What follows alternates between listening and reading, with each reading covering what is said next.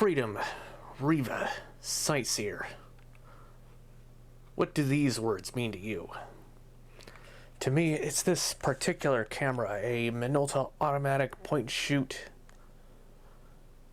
with a 35 to 70 millimeter zoom. This is the Freedom Zoom 70. In other parts of the world, it may go by Riva Zoom 70 or Sightseer Zoom.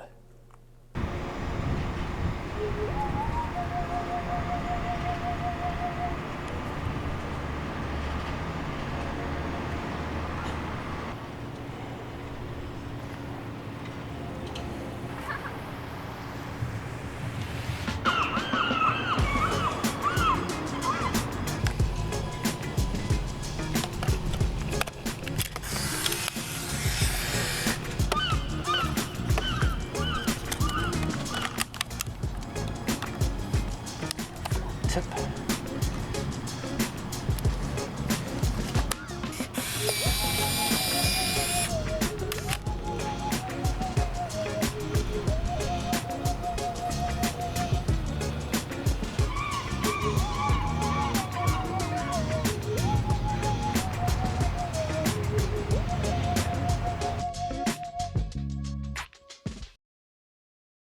This camera takes a CR123A or DL123, a rather common type of single-use lithium metal cell.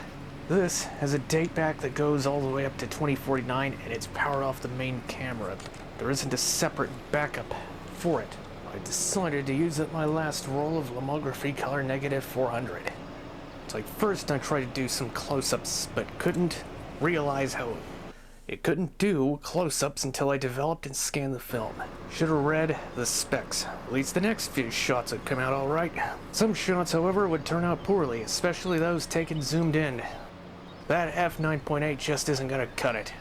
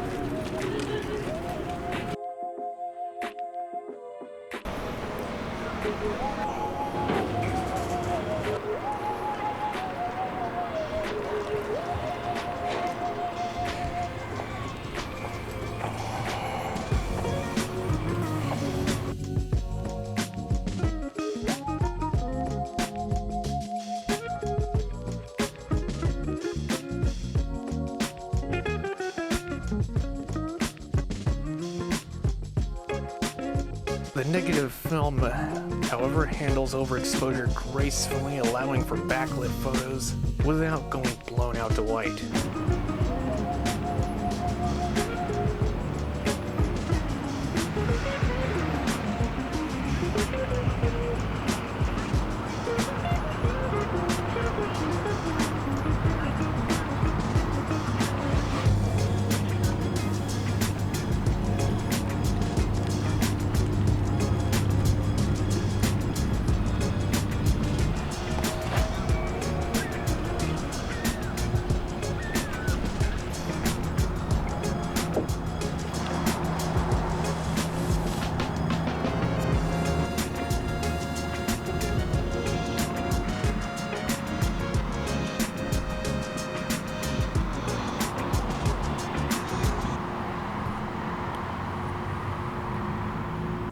The premise behind the camera is for snapshots, or Kodak moments.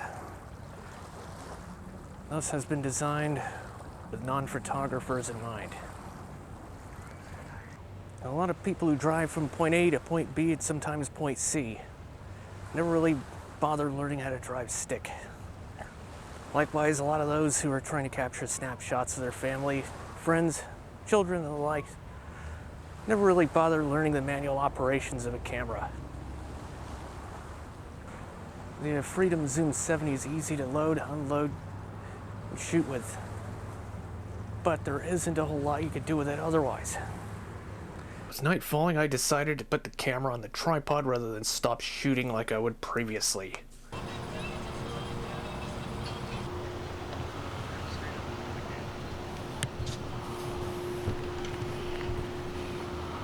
I got some of the best looking and sharpest shots this way. The Lomo 400 is exposed a little darker than usual. A purple or magenta shift starts to set in.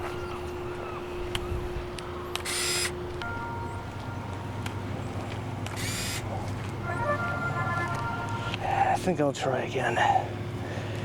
Self-timer, focus.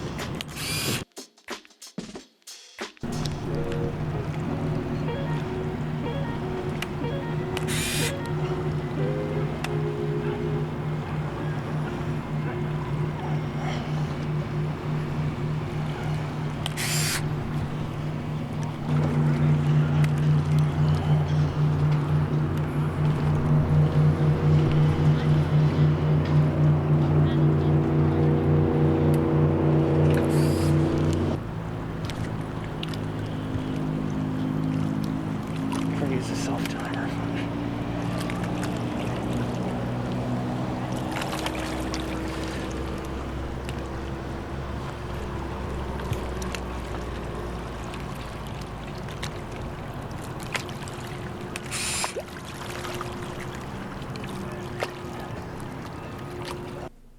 As the night fell, the color shifts got a little bit more intense. There's still a minimum amount of light you'll need for any half-decent imagery, though, and that very last shot I took is proof of that. The Freedom Zoom 70 was designed with ease of use in mind, but I personally find that the optics suck, and it robs me of creative control. It almost reminds me of what I don't like about smartphone photography. But even the stock camera apps in my Galaxy S10 and Pixel 6 offer me more creative control than this thing ever will.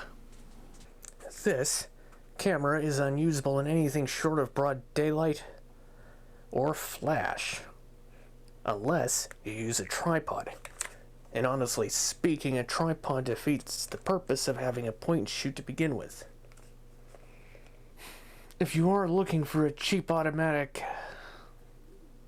film camera, do pay attention to the aperture and shutter speed figures. Most will require digging through the manuals to find them, and some, like this one, may be severely limited. Overall, this camera is kind of meh. It's not particularly sharp, at least when scanned through the Epson Perfection V700, and it isn't something a skilled photographer would have used back in the day. well, these technologies really aren't worth that much anymore. It's still worth remembering where we came from.